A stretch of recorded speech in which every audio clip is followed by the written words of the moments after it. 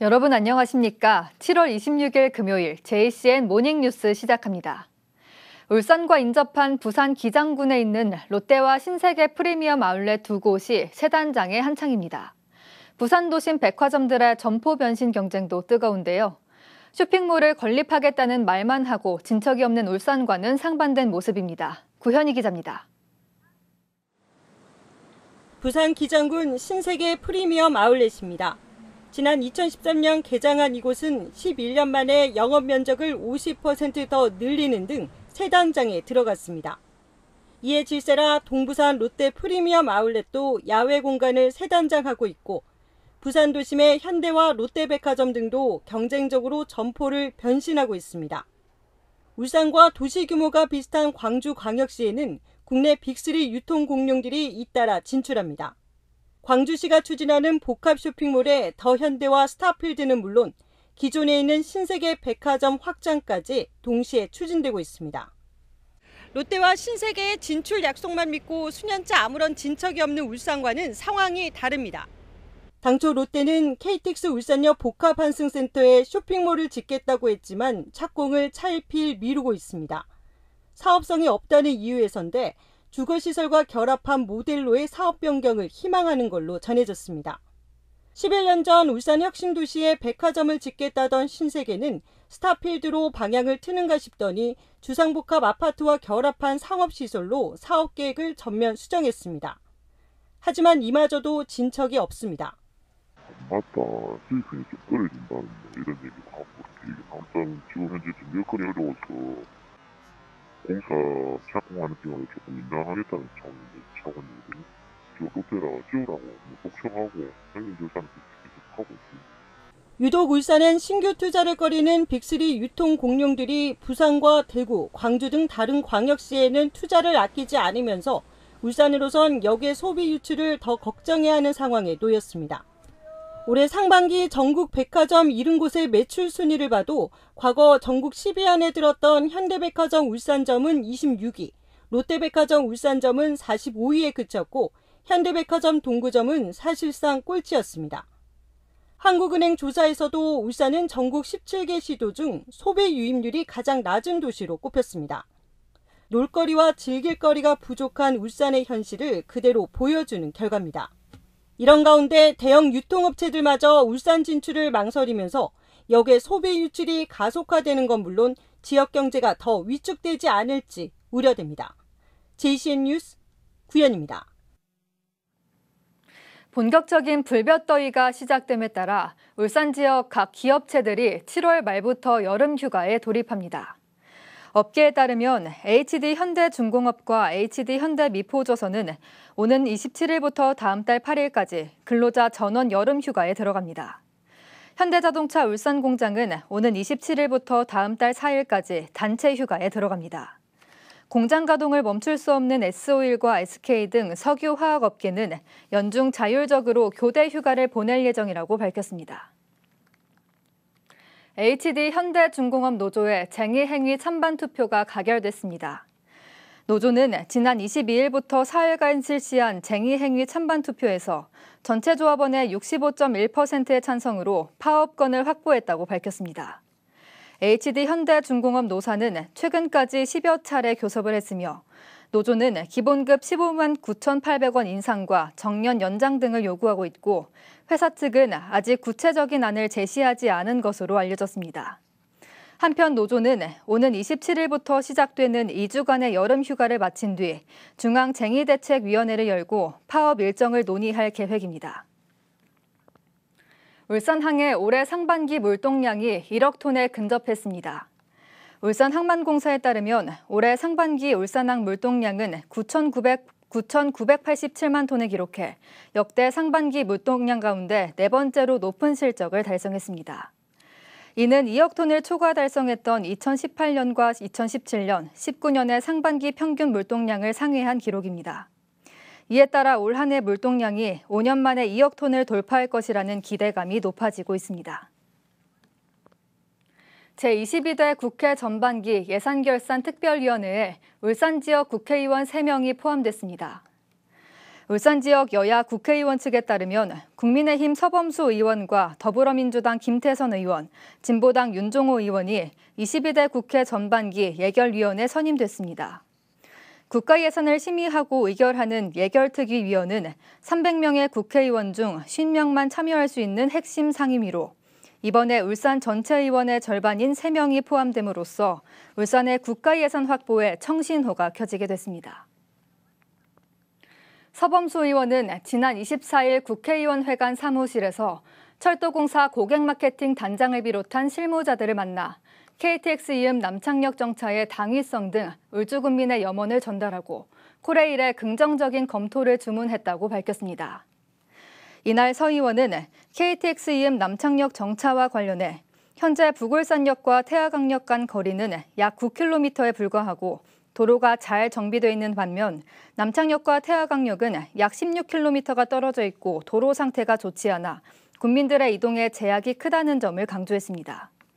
또 KTX 이음 남창역 정차는 단순히 정차 수준이 아닌 23만 국민들의 염원으로 울주군으로서는 큰 상징적 의미가 있다고 설명했습니다. 울산시의회가 공석인 의회 운영위원장 선출 일정에 들어갑니다. 오늘 의회 운영위원장 선임을 위해 시의회 확대 의장단 회의를 갖고 조율을 거쳐 운영위원장 선출 공고도 낼 예정입니다. 이를 계기로 시의회가 파행을 접고 정상화 수순을 밟을지도 주목됩니다. 전우수 기자가 보도합니다. 울산시의회가 후반기 의회 일정이 시작된 지 한 달이 돼가지만 아직 원구성도 하지 못한 채 파행을 이어가고 있습니다. 시의회 다수를 차지하는 국민의힘 의원들 간 감투 싸움으로 소수의 민주당 의원들로부터 일 좀 하자는 비아냥에다가 소송 대리인 논란까지 연이어 비판과 수모를 당하고 있습니다. 울산시의회는 울산시의회 쟁송 사건을 담당하는 입법 법률 고문이 있음에도 굳이 정치적인 편향성이 있는 현재의 소송 대리인을 선임된 과정을 밝혀주시길 바랍니다. 이런 가운데 울산시의회가 원구성의 물꼬를 트게 할 의회 운영위원장 선출 절차에 들어갈 예정이어서 그 결과에 관심이 집중되고 있습니다. 상임위원장 선거에서 당선자가 나오지 않으면서 공석이 된 운영위원장 선출을 위해서는 반드시 임시회를 개최해야 합니다. 3번이나 연기된 임시회는 오는 8월 5일 개최 예정입니다. 임시회가 미뤄진 가장 큰 이유는 의회에서 차지하는 역할 비중이 큰 운영위원장 자리에 욕심을 내는 의원들이 많기 때문입니다. 특히 시의회 갈등의 원인인 의장 선거와 연동되면서 의원들 간 팽팽한 신경전이 이어지고 있습니다. 현재 운영위원장 선거에 강한 출마 의지를 보이는 의원은 국민의힘 권태호, 공진혁, 김종훈 의원 등 3명입니다. 앞서 있었던 의장 선거에서 권태호, 김종훈 의원은 이성영 의장을, 공진혁 의원은 안수일 의원을 지지한 것으로 나타나면서 운영위원장 선거가 의장 선거 대리전 양상을 띠고 있습니다. 울산시의회는 같은 당 소속 의원들 간 과열 경쟁을 막기 위해 26일 오전 확대 의장단 회의를 가질 예정입니다. 감투 싸움에 몰두하는 의원 이미지를 싣기 위한 막판 조율 자리지만 출마 의지를 밝힌 후보는 물론 지지 의원들 간의 의견차도 적지 않아 진통이 불가피해 보입니다. 시의회는 확대 의장단 회의 직후 운영위원장 선출을 알리는 공고를 낼 예정입니다. 그동안 운영위원장 후보 조율에 공을 들여왔던 이성영 의장은 사실상 단일 후보로의 조율이 어렵다고 보고 의원 간 자율에 맡기겠다는 입장으로 한 발 물러선 상태입니다. 단독 후보로 이래 조율을 하고자 했지만 의원들이 참여율이 높아서 그래서 본회의장에서 의원들이 투표하기로 그렇게 결정을 했습니다. 한 달째 이어지고 있는 울산시의회 파행이 운영위원장 선출 과정을 계기로 정상화 수순을 밟게 될지 주목됩니다. JCN 뉴스 전우수입니다. 울산시가 2차전지 특화단지 전주기 지원망을 구축하기 위해 2차전지 통합지원센터 건립에 나섭니다. 2차전지 통합지원센터는 울산시가 지난해 7월 국가첨단전략산업 2차전지 특화단지로 지정받기 위해 마련된 5대 전략 13개 중점과제 중 하나입니다. 2차전지 통합지원센터는 2차전지 지원기관과의 시너지 효과 등을 고려해 남구 두왕동 테크노 일반산업단지 내 건립 예정으로 210억 원의 사업비가 투입되며 오는 10월 실시 설계에 들어가 2028년 완공을 목표로 하고 있습니다. 중구의회 더불어민주당 의원단은 어제 기자회견을 열고 중구청의 비리 청소업체 비호를 멈추고 강력한 행정조치를 취할 것을 촉구했습니다. 의원단은 벌금형과 징역형을 선고받은 중구청 청소용역 업체 5곳 중 1곳에 대해 중구청이 오는 11월까지 입찰 참가와 수의 계약을 제한하는 등 솜방망이 수준의 행정처분을 내렸다며 12월에 입찰과 계약이 체결돼 실질적 제재 효과가 없다고 지적했습니다. 이어 지방계약법에 따라 입찰 참가 자격을 11개월 이상 1년 1개월 미만으로 제한해야 하지만 입찰 참가를 2개월만 제한했다며 봐주기 행정처분을 취소하고 다시 행정조치해야 한다고 주장했습니다. 울산시 자치경찰위원회는 어제 방어동 행정복지센터에서 찾아가는 위원회 현장소통 간담회를 열었습니다. 이번 간담회는 제2기 출범을 계기로 자치경찰 활동에 대한 이해도와 치안 관심도를 높이기 위한 것으로 김재홍 위원장과 방어동 주민 등 60여 명이 참석한 가운데 자치경찰제 소개에 이어 주민 건의사항 청취와 질의응답 순으로 진행됐습니다.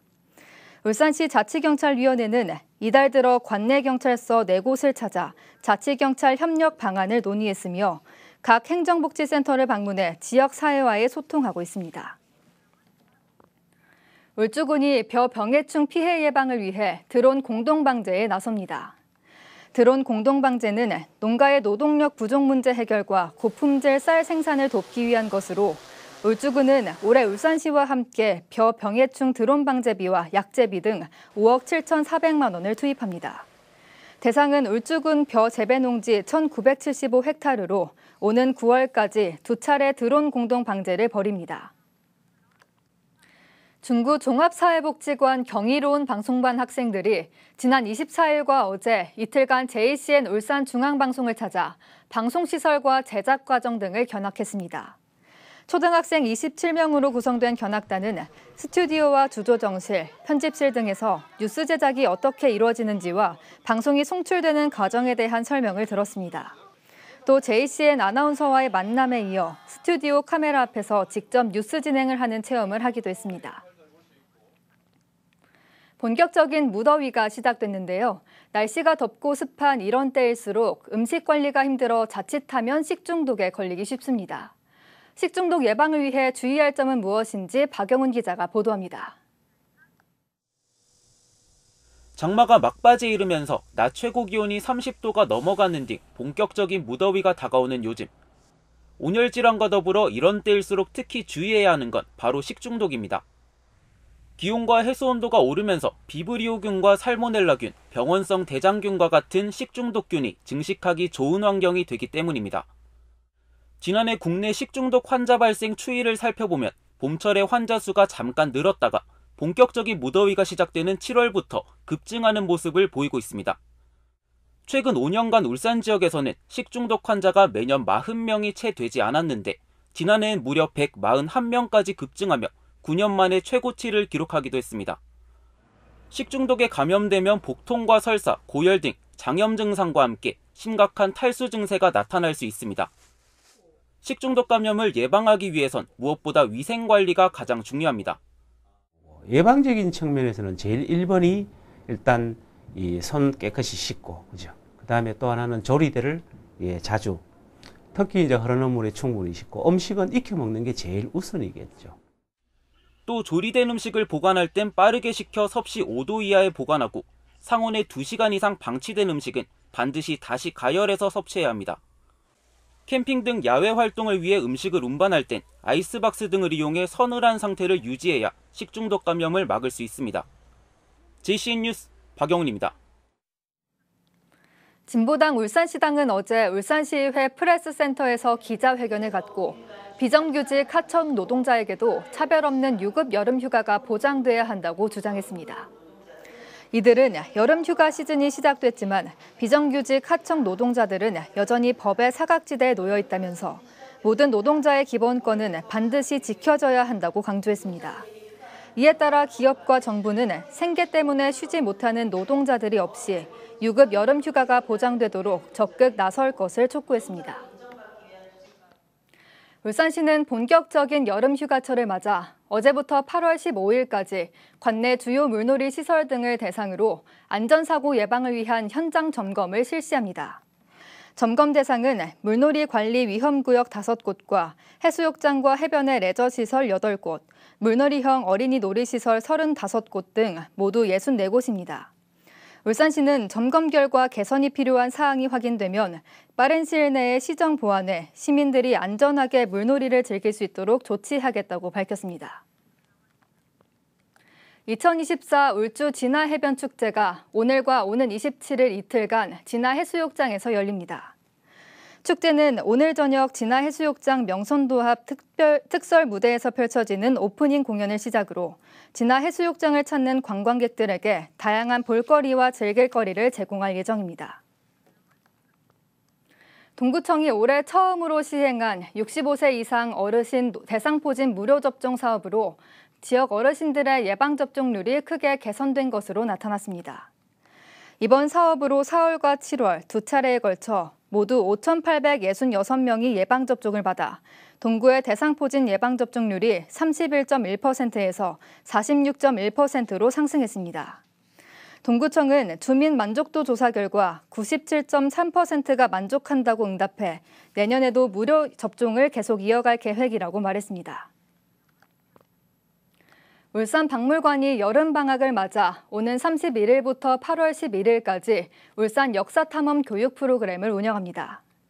방학엔 울산박물관이라는 이름의 이 프로그램은 여름방학을 맞이한 어린이와 가족들을 대상으로 놀이와 학습을 통해 울산의 역사를 탐험하는 교육 프로그램입니다.